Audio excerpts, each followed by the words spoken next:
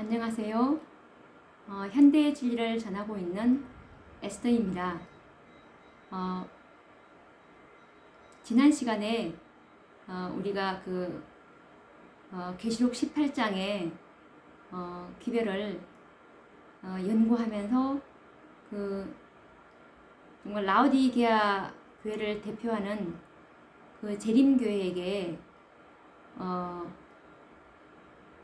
계시록 18장에 넷째 천사의 기별이 주어졌는데 1888년도에 이 기별이 주어지게 되는데 이 기별을 이 교회가 왜 받을 수밖에 없는지 하나님의 사업을 이때 정말 셋째 천사의 기별을 받고서 바로 그들이 한 마음으로 연합해서 정말 전진해서 왔더라면 14만 4천의 수요를 재림교에서 숫자를 채우고 예수님의 사업은 끝났을 것입니다.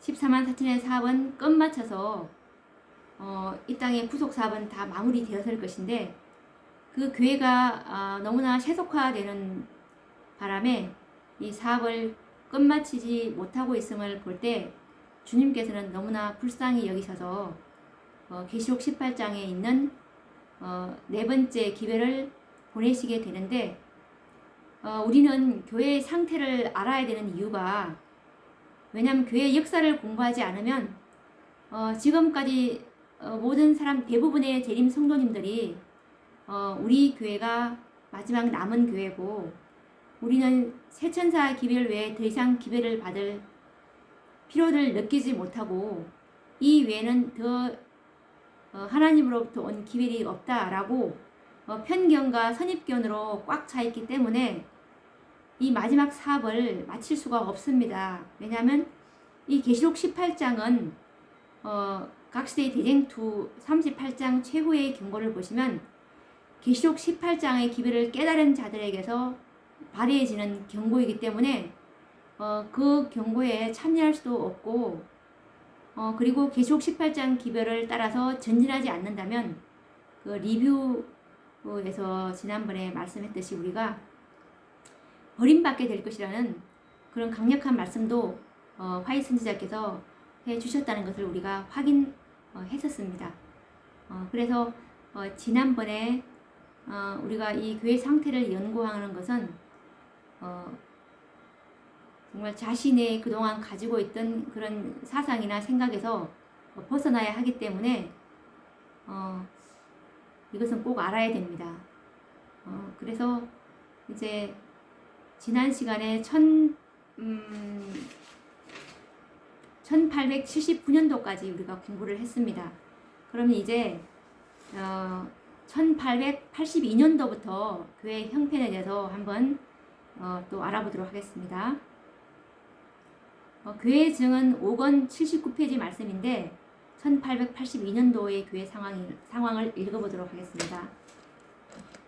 여호와의 손이 짧아 구원치 못하심도 아니요 그분의 귀가 둔하여 듣지 못하심도 아니다. 오직 우리의 죄악이 우리와 하나님 사이를 분리시켰다. 교회는 몸을 더럽히고 심령을 불결하게 하는 교인들 때문에 부패해진다. 라는 말씀에서 지금 죄악이 하나님 사이를 분리시켰다고 말씀하시고 교회가 교인들 때문에 부패해졌는데 그 이유가 몸을 더럽히고 심령을 불결하게 교인들이 하고 있다라는 그런 말씀을 하고 있습니다. 그리고 또 1886년도 상황입니다. 이것은 1888년도에 그 기별이 주어지기 2년 전에 교회의 형편을 한번 또 알아보기로 할까요? 이것은 1886년도의 형편은 가래 뽑은 기별 2권 376, 377페이지에 나와 있는 말씀입니다. 여러 주일 동안 나는 새벽 3시 반 이후로 잠을 이룰 수 없었다. 나는 하나님의 백성으로서의 우리의 상태에 관하여 깊이 생각해 보았다. 우리는 누구보다도 진리에 대하여 더 큰 빛과 지식을 가지고 있으므로 진리를 믿노라고 입으로 공언하는데 그치지 않고 진리를 실천함으로써 받은 바 빛을 전진시켜야 할 더욱 큰 책임을 지고 있다. 진리를 믿노라고 주장하는 백성들이 빛을 가지고 있지 못하다고 해서 정죄를 받게 될 것이 아니라 저들이 큰 빛을 가졌으면서도 하나님의 크신 의의 도덕적인 표준에 대한 시험에 저희 마음을 복종시키지 않았기 때문에 정죄를 받게 될 것이다. 자, 1886년도에 정말 화이트 선지자가 이때 교인들의 상태를 생각해 보니까 3시 반 이후에 잠을 이룰 수가 없다고 말씀하시고 걱정이 많이 되었나 봅니다. 이렇게 해서 어떻게 하나님의 이 마지막 사업을 끝낼 수 있을까라는 걱정 때문에 잠을 이루지 못하고 있고, 그리고 정말 큰 빛과 지식을 가졌다고 하지만 그 진리를 실천하지 않고 있는 그런 백성들을 보면서 마음이 너무 지금 걱정이 많이 되고 있는 상황입니다. 그래서 정말 이 재림교회에게 하나님의 세천사의 기별을 위탁을 하셨는데 그 기별로 정결케 되어서 하나님의 군대인 14만 4천을 수요를 만드시려고 했는데 이들이 살아계신 하나님의 인의 표준이 높은 표준인데 예수님의 품성까지 목표를 우리가 둬야 되는데 이 표준을 정말 낮추고 그 마음을 복종시키지 않은 그런 상태를 지금 말씀하고 계십니다. 그리고 1887년도의 상황입니다. 이것은 리뷰 1887년 3월 22일자 말씀입니다. 이런 두렵고 엄숙한 시기에 우리의 상태는 어떠한가? 슬프도다. 교만, 위선, 기만, 의복에 대한 사랑, 경솔한 언동, 오락, 최상권을 얻고자 하는 욕망, 이런 것들이 교회에 너무나 만연해 있지 않은가? 이런 모든 죄악들이 마음을 가리고 있기 때문에 영원한 사물들이 분별되지 못하고 있는 것이다 라고 말씀하셨습니다. 그럼 1887년도에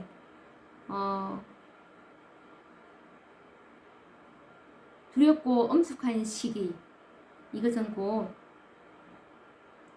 이 대속제일 날 정말 은혜의 시기가 14만 4천의 수요가 채워지면, 정말 은혜의 시기가 끝나고 중보사업이 마쳐지면 더 이상 구원은 없는데, 이런 걸 생각할 때 얼마나 슬프겠습니까? 슬프다. 교만, 위선, 기만, 의복에 대한 사랑, 경솔한 언동, 오락, 최상권을 얻고자 하는 욕망, 이런 것들이 교회에 만연해 있는 상황입니다. 예수님께서는 지금 지성소에서 열심히 우리를 정결케 하시려고 하고 있는데 동역하는 자들의 모습이 아니고 거꾸로 가고 있는 상황을 보게 됩니다. 그러면 정말 이 교회에 1888년도에 기별이 주어질 그때 그 해를 한번 볼까요? 1888년도의 상황을 한번 보도록 하겠습니다. 이것은 리뷰 1888년 7월 24일자 말씀입니다. 우리 교회 모든 교인들에게 다음과 같은 엄숙한 질문이 마음속 깊이 새겨져야 한다. 하나님의 백성이라고 공언하는 사람들의 참 상태에 관한 사실은 그들의 고백보다 더 크게 나타나 있으며, 어떤 세력이 영원한 반석에 매달려 있는 밧줄을 끊어버렸으므로 그들은 항해 도표도 나침반도 없이 바다를 표류하고 있다는 것을 분명히 알려준다. 라는 말씀에서 정말 1888년도에 정말 하나님께서 정말 이 교회를 너무나 불쌍히 여겼다는 사실을 알 수가 있습니다. 교회 상태가 어떤 세력이 영원한 반석에 매달려 있는 닷줄을 끊어버렸대요.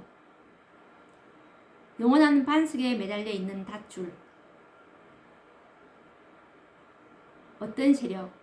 이것도 뭐 사탄이겠죠.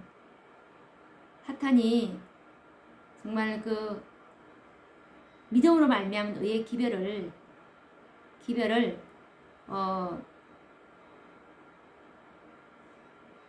잃어버리게 되는 그런 상황을 지금 말씀하시고 있는 것 같습니다. 그래서 항해 도표도 나침반도 없이 바다를 표류하고 있다.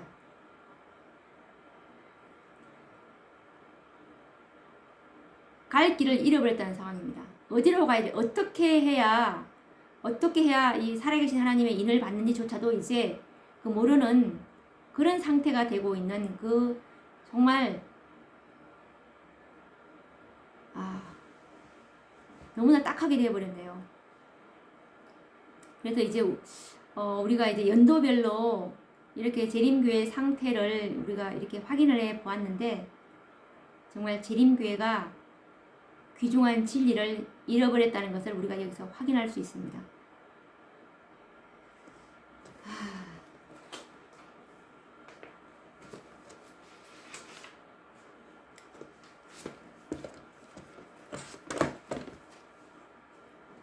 1888년도 그 미국 미네소타주 미네아폴리스에서 이제 제7일 안식일 예수 재림교회 총회가 열렸는데요. 그 총회는 재림교회의 신기원이 될 수 있는 총회였습니다. 하나님께서는 이때 총회가 열릴 줄 당연히 알았겠죠. 그래서 모든 교회의 지도자들이 들을 수 있도록 이 아까 잃어버린 그 닷줄, 항해 도표도 나침반도 없는 그런 교회를 너무나 딱하게 여기셔서 이 교회를 바로 버리지 않으시고 또 기회를 주게 됩니다. 기회를 주게 되어서 넷째 천사의 기별을 주게 되어서 그 기별을 받아들이면 또 다시 한번 예수님께서 그 기별의 능력으로 정말 그 수요를 채움으로 늦은 비를 부어주시고 이 사업을 끝내시려고 그분께서는 계획하셨습니다. 그래서 그 총회는 재림교회의 신기원이 될 수 있는 총회였습니다. 왜냐하면 계시록 18장 천사인 그 넷째 천사가 라오디게아 교회의 사자들에게 기별을 전하기 위해서 이 땅에 내려온 해로 기록되고 있기 때문입니다. 미네아폴리스 총회가 다른 총회하고 달랐던 점은 이제이 와그너와 A.T. 존스에 의해서 그 믿음으로 말미암는 의의 기별이 그 총회에서 가장 큰 이슈가 되었다는 점입니다. 그 마지막 선지자인 그 화입 부인께서 정언의 말씀에서 이런 말씀을 하고 계시는데요. 한번 읽어보도록 하겠습니다. 시련의 시기가 우리에게 임박하였는데 이는 죄를 사유하시는 구세주이신 그리스도의 의에 대한 계시를 보여주심으로써 셋째 천사의 큰 외침이 이미 시작되었기 때문이다. 이것은 온 땅을 영광으로 환하게 할 천사, 즉 계시록 18장 천사의 빛의 시작이다. 라는 말씀이 어저께 우리가 계시록 18장 1절의 화이트 주석에서 이 똑같은 말씀을 읽어드렸는데 이것은 아래 뽑은 기별 1권 362페이지에도 나와 있습니다. 이때 계시록 18장에 있는 그 넷째 천사의 이 기별이 바로 그리스도의 의에 대한 그 계시라는 것을 말씀하시고 계십니다. 그래서 이 기별을 받아들이면 바로 늦은 비를 받을 수 있으므로 큰 외침이 일어날 수 있는 기별이라는 것을 말씀하고 계시는 내용입니다. 그렇게 해서 온 땅이 영광으로 환하게 될 수 있는 하나님을 아는 지식이 온 땅에 충만하기 때문에 하나님의 사업을 끝낼 수 있는 그런 기별이라는 것을 말씀하고 계십니다.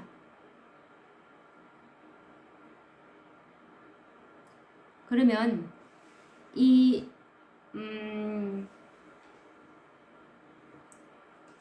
와그너와 A.T. 존스가 1888년도에 가지고 내려온 그 재림교회가 잃어버렸던 그 믿음으로 말미암은 의의 기별에 관해서 좀 더 자세히 나와 있는 것이 목사와 복음 교역자에게 보내는 증언 91페이지에 나와 있는데, 이걸 좀 제가 자세히 좀 읽어드리도록 하겠습니다. 이때 이 기별이, 넷째 천사의 기별이 무엇인지를 알아야 우리가 이 기별을 깨닫고 이해하고 적용할 수 있겠죠. 작은 제목은 믿음으로 말미암는 칭의의 기별이라는 제목인데 읽어보도록 하겠습니다. 주님께서는 크신 자비를 베푸셔서 와그너와 존스 목사를 통해 그분의 백성들에게 지극히 소중한 기별을 보내셨다. 지극히 크신 자비를 베푸신 이유를 우리는 배웠습니다. 교회 상태를 보면서 이 상태로 갔다가는 그 교회는 정말 너무나 타락하게 되어서 아예 그냥 회생 불가능한 그런 상태였었는데, 주님께서 크신 자비를 베푸셔서 이 존스와 와그너에게 이 기별을 주셨다는, 지극히 소중한 기별이라고 합니다. 이 계시록 18장 천사에 대해서 가볍게 생각해서는 안 되겠다는 걸 알 수가 있겠죠. 다시 한번 읽어보겠습니다. 이건 너무 중요하기 때문에, 주님께서는 크신 자비를 베푸셔서 와그너와 존스 목사를 통해 그분의 백성들에게 지극히 소중한 기별을 보내셨다. 우리가 계시록 14장 기별에서 둘째 천사의 기별을 기별해서 그때 하나님의 교회였던 개신교회가 기별을 거절함으로 인해서 하나님의 은총에서 떨어져 나가서 촛대가 이제 더 이상 개신교에게 있지 않고 재림교회로 옮겨졌던 것처럼, 이 넷째 천사의 기별을 거절하면 어떻게 될까요? 그런데도 이 말씀을 우리가 읽고 듣고 확인하면서도 이 교회가 마지막 교회야, 이 교회에 하나님의 촛대가 있어 라고 자만할 수가 있겠습니까? 그분의 백성들에게 지극히 소중한 기별을 보내셨다. 자, 그럼 그 기별이 무슨 기별인지 한번 또 읽어보도록 하겠습니다. 이 기별은 들리움을 받으신 구주, 온 세상의 죄들을 위한 희생 제물에 관한 소식을 세상을 향해 더욱 분명하게 드러낼 것이다. 그것은 보정물을 믿음으로 말미암는 칭의를 제시하였다. 그것은 백성들에게 그리스도의 의를 받아들이도록 초청했는데, 이것은 하나님의 모든 계명에 대한 순종으로 나타난다. 많은 사람들은 예수님을 시야에서 잃어버렸다. 그들은 그분의 거룩한 인격, 공로, 인간 가족들에게 행하신 변함없는 사랑을 주목할 필요가 있었다. 모든 권세가 그분께 주어졌으므로 그분은 인간들에게 풍성한 은사를 나누어 주시며 값으로 헤아릴 수 없는 그분 자신의 의를 속절없는 인간 대리자들에게 나누어 주신다. 이것이야말로 하나님께서 세상에 전파하도록 명하신 기별이다. 이것은 셋째 천사의 기별이며, 이 기별은 큰 소리로 전파되고 크나큰 성령의 부어지심이 수반될 것이다. 이 넷째 천사의 기별이 이런 내용입니다.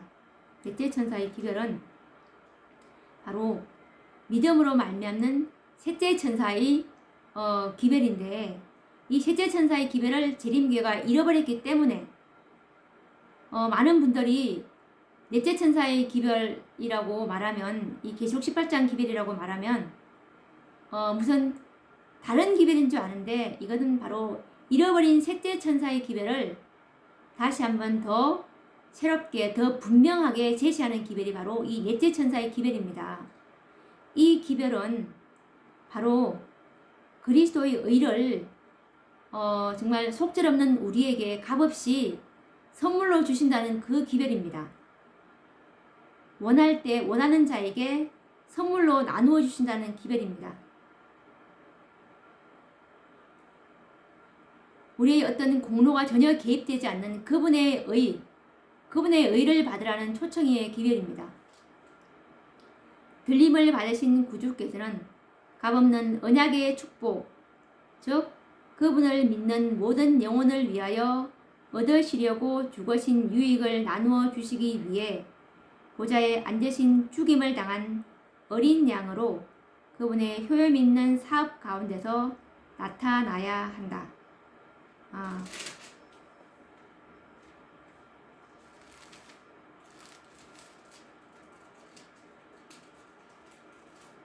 그러면서 이제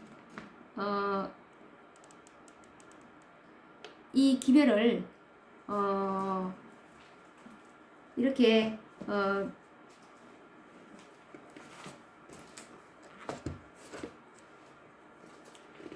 와그너와 존스 목사를 통해서 하나님께서는 지극히 소중한 기별을 보내주셨는데 1888년도 총에서 그 두 기별자인 E.J. 와그너와 A.T. 존스가 이렇게 믿음으로 말미암는 그 의의 기별을 외칠 때 정말 이것은 온 땅을 그의 영광으로 환하게 할 천사의 빛의 시작이라고 선언하심으로 정말 넷째 천사가 하늘에서 내려온 그 기원의 해로 제시하신 것입니다. 우리가 지난 시간부터 이제 그 교회가 재림교회가 얼마나 그 위험한 상황에서 계속 이렇게 해를 거듭해 오면 올수록 교회 상태가 얼마나 정말 비참해 드는지를 우리가 보았습니다. 정말 1844년 이후에 재림교회가 정말 일반 개신교회들이 알지 못했던 2300조야의 그 성소 정결 그리고 하늘 성소의 실체를 발견함과 동시에 지성소의 문이 열리고 그리고 지성소의 법궤 속에 있는 두 돌판 그리고 돌판에 새겨진 안식일 계명 등 정말 율법에 관련된 많은 빛을 보았습니다. 그리고 그 중요성에 대해서도 많이 심취되어 있었겠죠. 그래서 하나님의 율법에 대한 정말 중요성을 깨닫고 크게 율법을 높이는 것까지는 좋았지만 반면에 율법과 쌍벽을 이루고 있는 그 복음, 믿음으로 말미암는 의의 기별은 정말 등한시되고 있었습니다.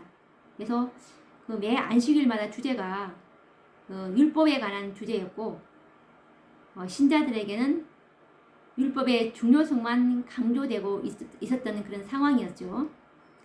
그 결과 이제 그 마치 구원의 조건이 율법을 지키고 안식일을 지키는 여하에 구원이 달린 것처럼 백성들은 자신들도 모르게 인식을 해오게 되었습니다. 그래서 마치 구원이 믿음으로 말미암는 의가 아니라 믿음과 행위로 그 구원을 얻는 것처럼 이해하게 되었습니다. 사탄은 하나님은 믿음과 행함이 이렇게 하나로 하나님은 묶여지게 하셨는데 사탄은 늘 이렇게 분리를 만들어내는 것이 사단의 그 일입니다. 그렇게 되면 정말 하나님의 영광이 나타나지가 않겠죠. 분리가 된다면. 네. 행위는 믿음의 결과이지 우리의 어떤 행위가 공로에 섞일 수는 없는 것입니다. 하늘에서 요구하는 의는 예수님의 공로, 예수님의 의이기 때문에 우리의 공로는 정말 그 가인의 제물처럼 하나님께 연락되지가 않는 것입니다. 어쩌면 이 믿음과 행위는 이론적으로 볼 때는 정말 완벽한 것처럼 보이지만은 사실은 정말 잘못된 방향으로 가고 있는 거거든요. 그래서 선지자께서 그때 재림교회에서 그 설교들이 율법에 관한 그 설교였고 믿음과 행위를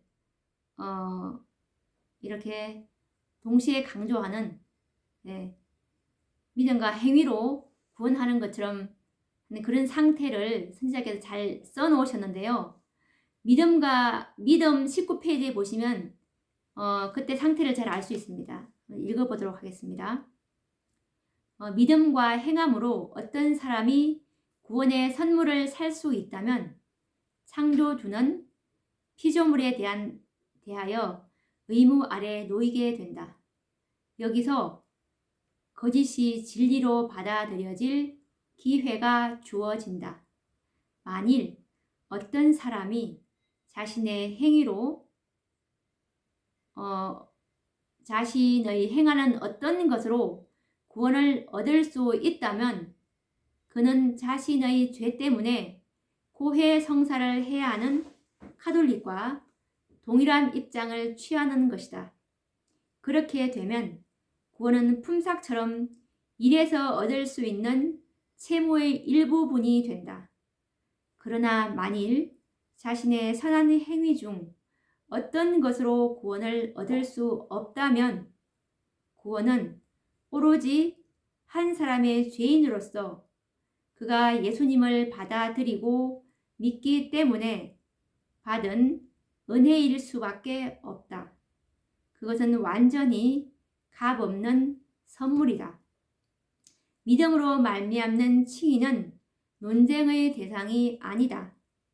자신의 선한 행실 안에 있는 타락한 인간의 공로로는 자신을 영생으로 이끌 수 없다는 문제가 해결되는 순간 이 모든 논쟁은 끝이 난다.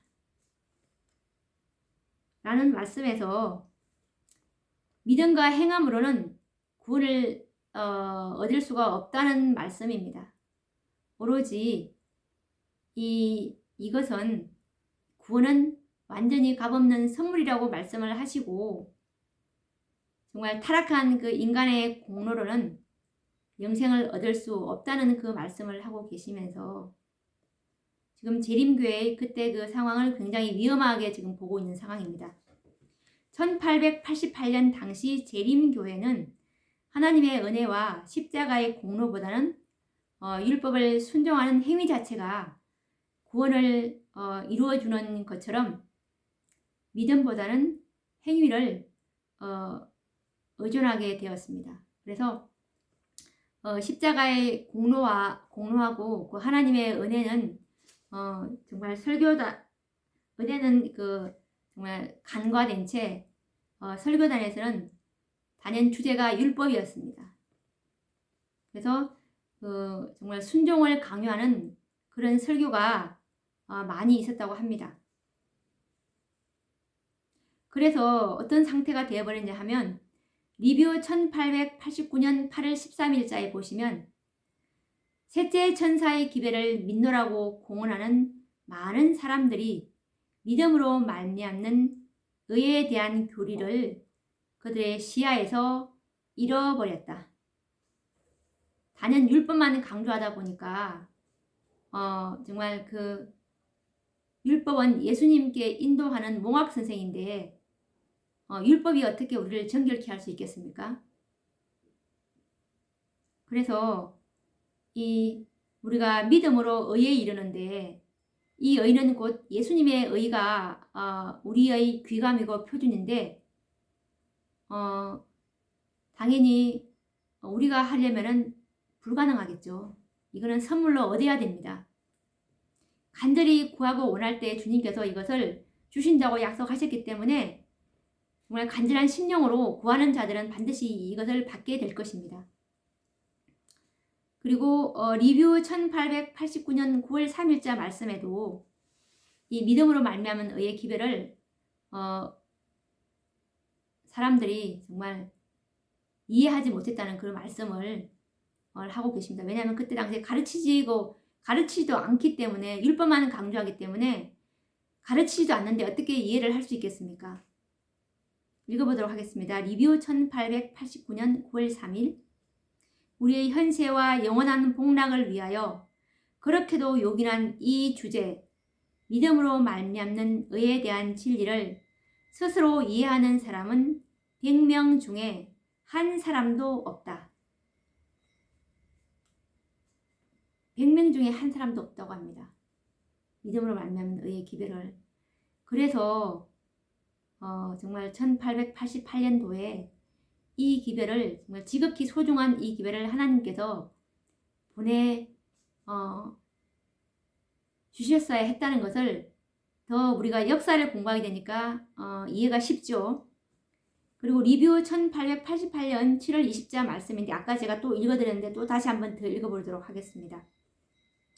하나님의 백성이라고 공언하는 사람들의 참 상태에 관한 사실은 그들의 고백보다 더 크게 나타나 있으며, 어떤 세력이 영원한 반석에 매달려 있는 닷줄을 끊어버렸으므로 그들은 항해 도표도 나침반도 없이 바다를 표류하고 있다는 것을 분명히 알려준다. 이 믿음으로 말미암은 의의 기별을 잃어버렸다는 내용입니다. 그래서 이 믿음으로 말미암는 그 의의 기별이 정말 생명력이 없는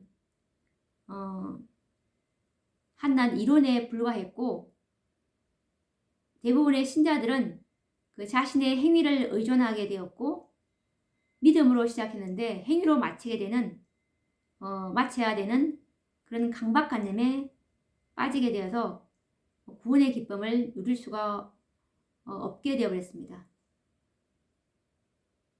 어떻게 의를 얻는지를 모르니까 마치 자기가 뭔가를 열심히 하고 전도도 열심히 하고 뭐를 열심히 지키고 해야 그것이 마치 어떤 구원의 공로에 이르는 것처럼 그렇게 설교가 그렇게 흘러오다 보니까 이분들도 정말 바삭바삭한 소금밭을 걸어가는 그런 느낌, 그런 느낌이지 않을까요?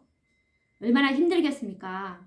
아무리 해도 율법은 지킬 수 없는 자신의 상태를 보면서 한 3일은 잘 되다가 4일째 되는 날 또다시 실족하면서 이래도 되겠나, 그런 생각하지 않겠습니까? 그러므로 넷째 천사를 통하여 경고의 기별, 곧 바벨론이 될 그 위험성을 알리는 그 경고의 기별을 듣게 된 것입니다. 이런 믿음으로 말미암은 그의 교리를 정말 우리가 시야에서 잃어버리면 그리스도가 아닌 세상을 바라보게 되고, 정말 목사 265페이지에 보시면 이러한 길을 통해서 교회는 정말로 부패하게 될 것인데, 요한계시록에 기록된 것처럼 각종 더럽고 가증한 새의 모이는 곳이 될 것이다 라는 그 경고의 말씀이 주어지는 것은 너무나 당연한 일일 것입니다. 이 믿음으로 말미암은 의의 기별은 결코 새로운 기별이 아닙니다. 아까 우리가 목사 91페이지를 보면서 확인했다시피 이 믿음으로 말미암은 의의 기별은 셋째 천사의 기별이라는 것을 우리가 확인했습니다. 그리고 초기 문집 큰 외침 장인 277페이지에 보시면 이 계시록 18장 천사의 기별은 셋째 천사에게 힘과 능력을 주기 위해서 내려온 돕는 천사라는 것을 우리가 확인할 수 있는데, 이것은 정말 셋째 천사가 그 기별의 힘을 잃어버렸기 때문에 힘을 주기 위해서 내려온 천사입니다. 그래서 이것은 셋째 천사의 기별입니다. 이 기별은 우리가 태초부터 공개되었던 진리입니다. 새로운 기별은 아니지만 당시 상황으로 볼 때 믿음으로 말미암은 의의 기별이 정말 또 새롭게 외쳐져야 할 상황이 되었다는 것을 우리가 증언의 말씀을 통해서 우리가 확인했습니다. 나침반도 없고 항해도표도 없는 상태고, 그리고 그들이 100명 중에 1명도 이 믿음으로 말미암은 의의 기별을 이해하지 못하고 있는 상황이라는 것을 우리가 공부해 왔죠. 이 넷째 천사인 계시록 18장 2절 3절에 천사가 내려와야 하는 이유가 정말 일곱째 교회의 그 영적 상태에서 우리는 그 해답을 찾을 수가 있었습니다. 그 라오디게아의 교회 상태를 우리가 확인해 보니까 정말 그 넷째 천사인 계시록 18장 2절과 3절의 그 천사의 필연성을 우리는 확실히 알게 되었죠. 계시록 3장 15절과 16절에 보시면 이 참담한 상태를 예수님께서는 그 권면으로 내가 내 행위를 아노니 내가 차지도 아니하고 더없지도 아니하도다. 내가 차든지 더없든지 하기를 원하노라. 내가 이같이 미지근하여 더없지도 아니하고 차지도 아니하니 내 입에서 너를 토하여 내치리라. 세상 사람도 아니고 그렇다고 교인도 아닌 그런 상태에서 주님께서 주시는 정말 바른 견책인 것 같습니다. 이 믿음으로 말미암는 그 의의 기별을 잃어버린 교회, 즉 율법에 치우쳐서 정말 뜨뜻 미지근하게 된 교회, 그래서 마침내 토하여 내칠 수밖에 없는 그런 영혼들의 상태를 주님께서 치료하기 위해서 또 다른 천사, 곧 넷째가 내려와야 하였던 것입니다.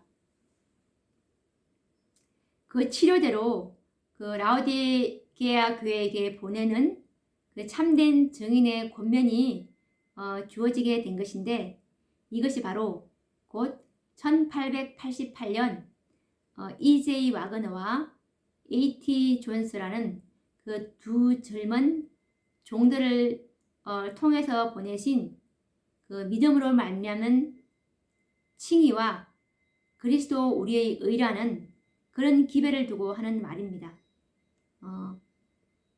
계시록 3장 18절에 보시면 참된 증인의 권면이 뭐냐 하면 내가 너를 권하노니 내게서 불로 연단한 금을 사서 부요하게 하고 흰 옷을 사서 입어 벌거벗은 수치를 보이지 않게 하고 안약을 사서 눈에 발라보게 하라. 이것이 바로 참된 증인의 권면이고, 이것이 바로 A.T. 존스와 E.J. 와그너에게 주어진 그 동일한 기별입니다. 그래서 원고 24페이지 1892년도의 말씀에 보면 이 A.T. 존스와 E.J. 와그너에게 보내진 1888년도 미니아폴리스 대총회에 주어진 기별이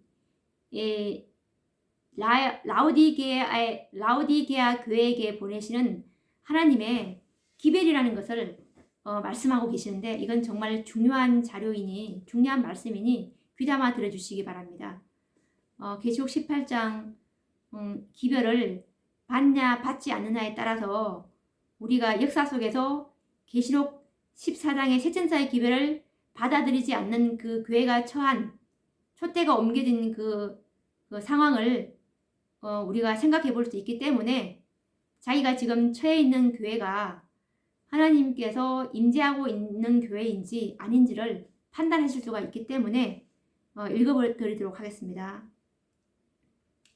원고 24, 1892년 말씀인데, A.T. 존스와 E.J. 와그너에 의하여 우리에게 주어진 기별은 라오디게아 교회에 보내시는 하나님의 기별이며, 그 진리를 믿노라고 공언은 하나 하나님께서 주신 빛의 광선을 다른 사람에게 반사하지 않는 자는 누구든지 화 있을 것이다 라는 말씀인데, 우리가 이 기별 거절을 정말 소홀히 생각하면 안 됩니다. 목사 97페이지를 보시면 나는 결코 부드러운 기별을 전할 수 없다. 만일 그대가 그리스도께서 파송하신 사자들을 거절한다면 그대는 그리스도를 거절하는 것이다. 예수님께서 파송하신 사자가 누구였나요? A.T. 존스와 E.J. 와그너였죠.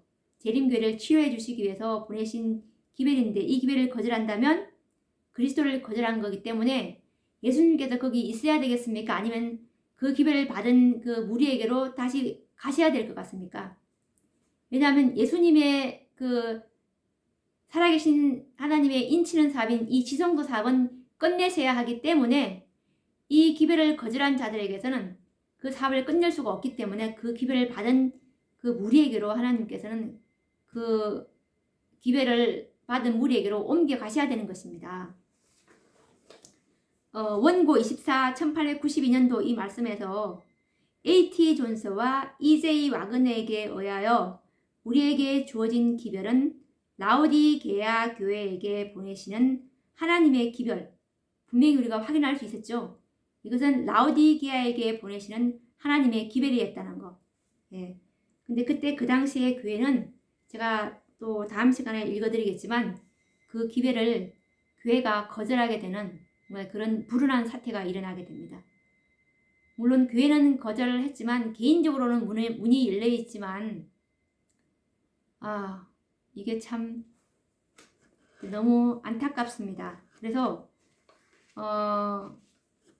정말 이처럼 1888년 A.T. 존스와 E.J. 와그너에 의하여 우리에게 주어진 그 기별은 우리가 확인했다시피 정말 라오디게아 교회에게 보내시는 그 참된 증인의 기별이었다는 것을 확인했습니다. 그 기별이 바로 계시록 18장에 나오는 넷째 천사의 기별이었다는 사실. 예. 이 기별을 받아들여야만 라오디게아 교회의 질병을 치료할 수 있는데요. 이 받아들이지 않았기 때문에 치료할 수가 없는 상태고 지금도 마찬가지로 재림교회의 영적 상태를 보십시오. 세상과 점점 연합해 가고 있고 애굽으로 점점 퇴각해 가고 있고 그들이 날마다 정결케 돼야 되고 표준이 점점 더 높이 올라가야 되는데 점점 더 낮아지고 있는 그런 상황을 아마 그 영적 분별력이 있으신 분들은 아마 깨달을 수 있을 것이라고 봅니다.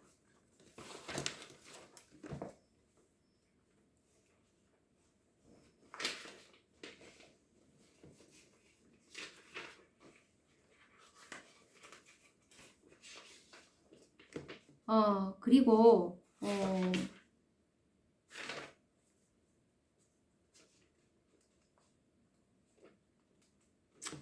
정말 하나님께서는 이 정말 어떤 교회를 통해서 하나님께서는 일을 하시는데 왜냐하면 이 교회를 통해서 이 마지막 대속제일은 한 개인을 정결하게 하는 것이 아니고 한 단체, 즉 살아계신 하나님의 인을 받을 자들을 하나님 예수님께서는 이 대속제일날 그 사업의 수요를 지정해 주셨는데요. 계시록 7장 14절에 14만 4천인에게 살아계신 하나님의 인을 치는 사업이 바로 지성소 사업인데 이 한 백성을 대속제일날에는 정결케 하시겠다는 것이 하나님의 뜻입니다. 그래서 이 백성들에게 하나님의 영광이 나타내야 되고 이 백성들이 하나님의 이 기별을 받아들임으로 이 기별을 받아들이는 그 백성들에게서 예수님께서 동력하심으로 하나님을 영광으로 그들을 정말 흠도 점도 없는 그런 백성으로 만드시려는 것이 하나님의 계획이신데 하나님의 기별을 받아들이지 않고 자기 멋대로 자기 스스로 길을 가리는 자들은 하나님께서는 지나친다고 하셨기 때문에 이런 말씀이 있습니다. 사도행적 16페이지인데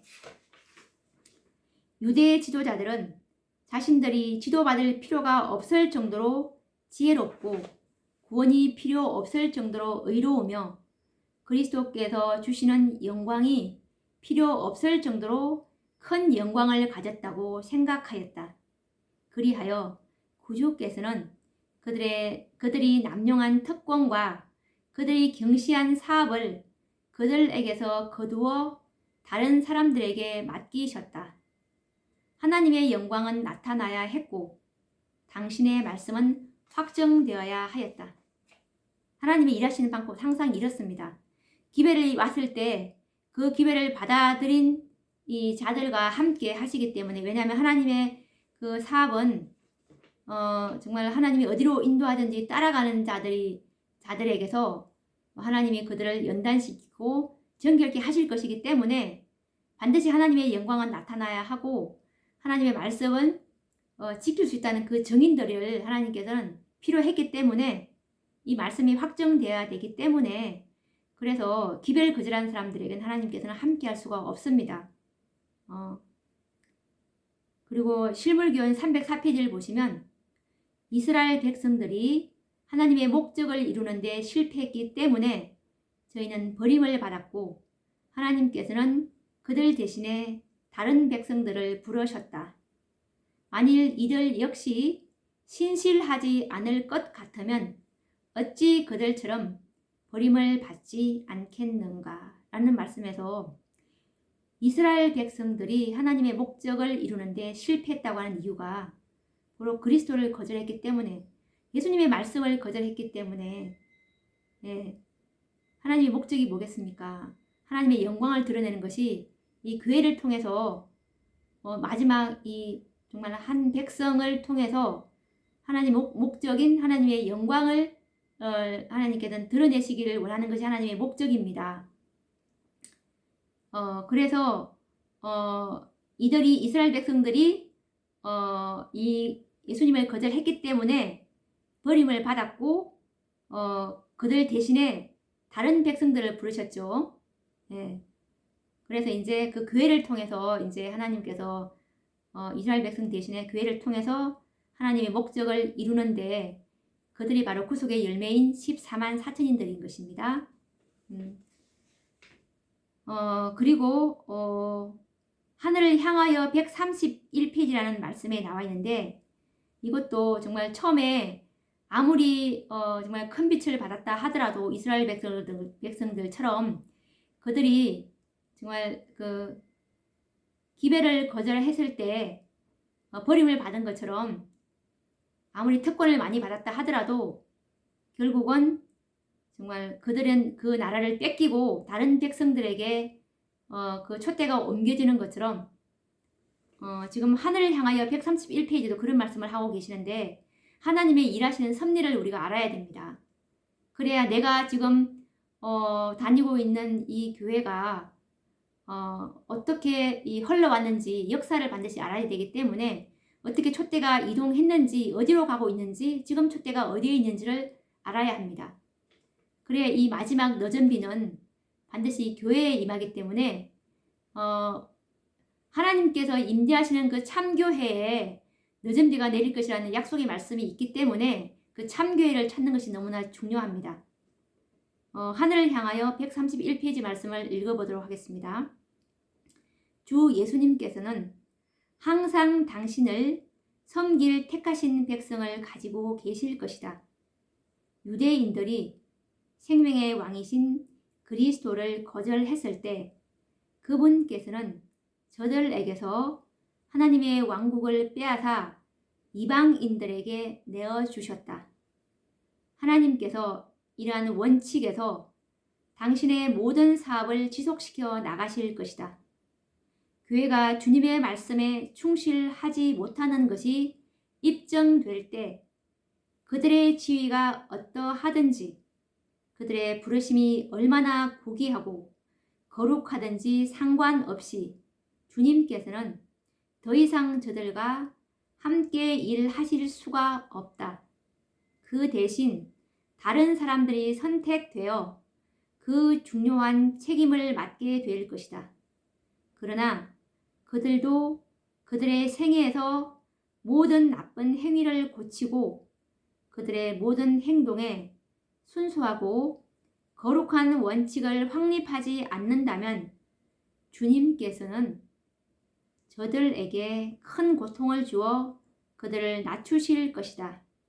그래도 그들이 회개하지 않는다면 그들의 자리는 빼앗기고 그들을 책망하실 것이다.